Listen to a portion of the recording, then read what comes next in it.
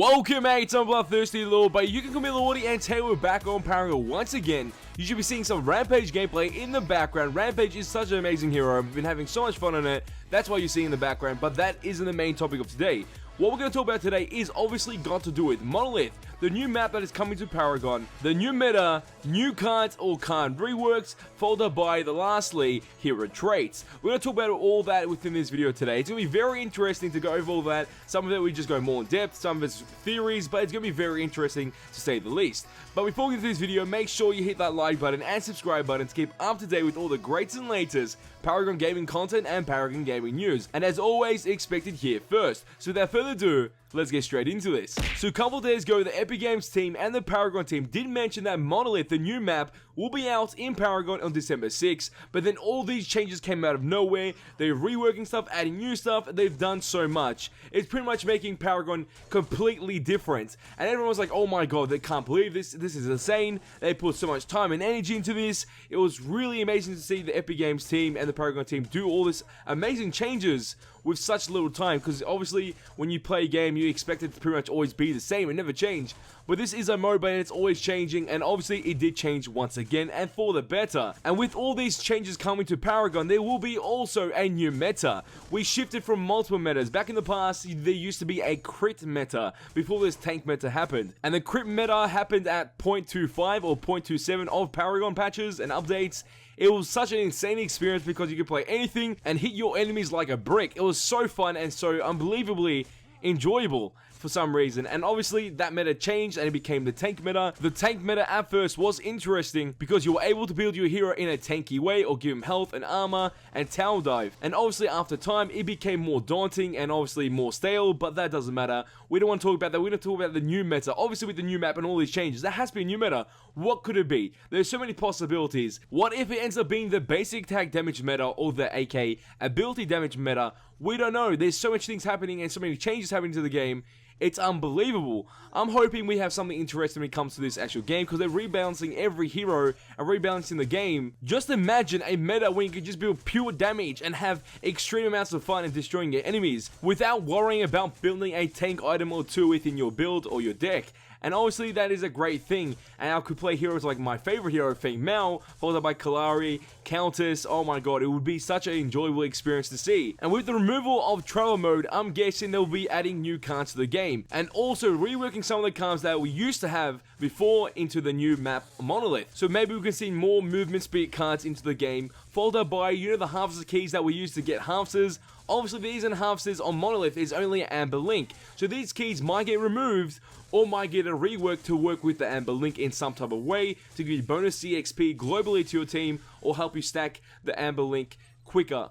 I don't know, man. It's going to be very interesting to see what they do with the harvest keys, because some people have been grinding for so long until they reached that key they wanted, like a Sage key, a Lord's key, and now to see that just get removed instantly, it's kind of, you know, shocking, but it could be for the better, it could be for the worse, we don't know. But if they do add new cards to the game, I really want to see a card that you can just activate it and gives you increased attack speed, but also give you increased movement speed, because that is such a wonderful combination. It'll be good for rangers, it'll be good for some base attack heroes or basic attack damage output heroes. That's the new meta, obviously, how they categorize basic attack and ability damage. Hopefully we can see that happen sometime soon with those cards, because it's going to be very unique to build new decks and obviously new builds, because energy damage and physical damage are no longer a thing. And that's why you would have realized many of the heroes that got released into Legacy were all physical damage and not many of them were energy damage, because they didn't really mind it, because they're going to change it into the new meta and make them rebalance or fall into the basic attack damage output or the ability damage output. Those are the two types. Some of you mates were worrying about the little things. You know, when you play Gideon and you enter travel mode, you start hovering around the map, or when you play Muriel and you enter travel mode and you start flying in somewhat of a way.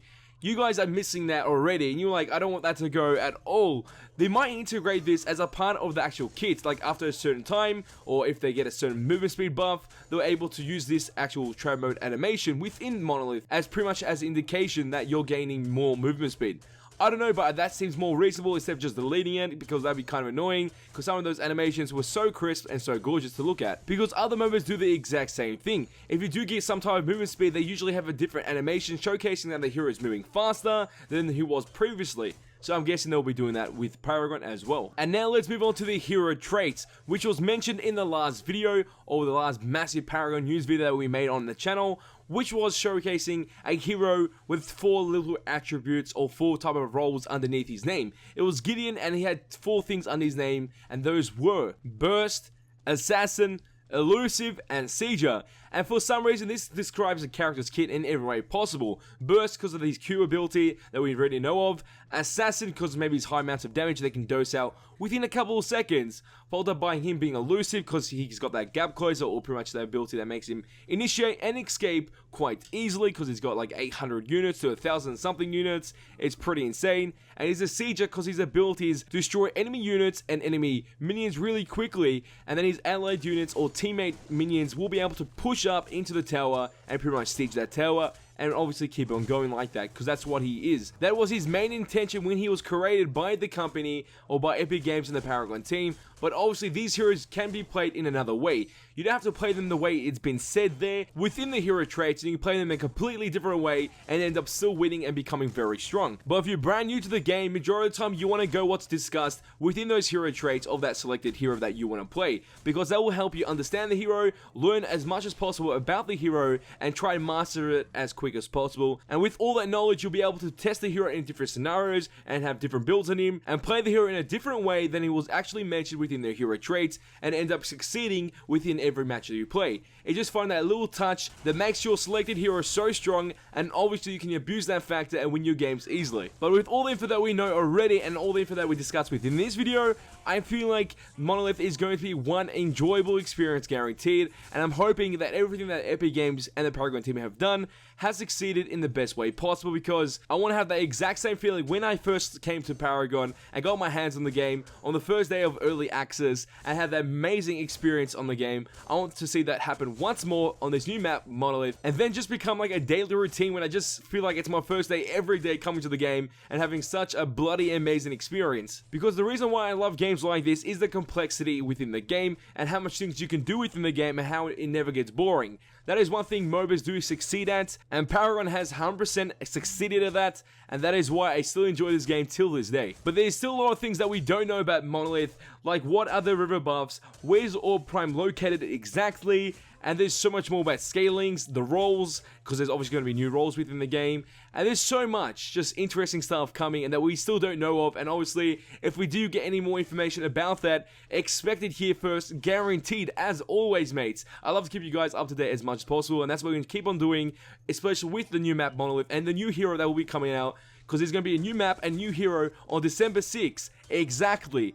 That is bloody insane. So there's going to be so much hype as we get closer and closer to that day. But until then, mates, I want to know your thoughts about this and how you feel about Monolith. Are you feeling hyped for it? Because I'm super hyped for this, and I can't wait to get my hands on this map and play for myself. And if new cards are coming to the game, what new card would you like to see? Leave your thoughts and your opinions in the comment section down below. So mates, if you enjoy this video, show your support by smashing that bloody like button. Let's try to get 125 likes on this video. I know that's easy for you guys. You can always hit that goal quite easily, so let's see it happen once more.